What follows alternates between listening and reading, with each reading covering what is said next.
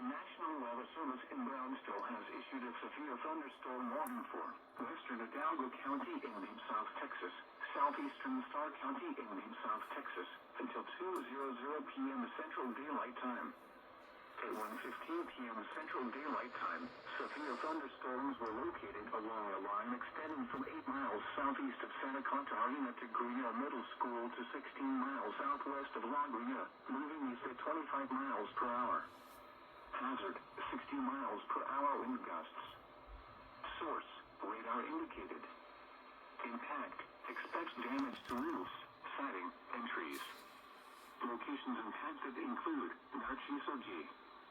Cavazos Elementary School, Abrea Brownsville, Los Cabanos, Cesar Chavez Middle School, Dolphin, John F. Kennedy Elementary School, La Victoria, Guillermo Flores Elementary School, La Gria, and Lorenzo Delaware Zavala Middle School.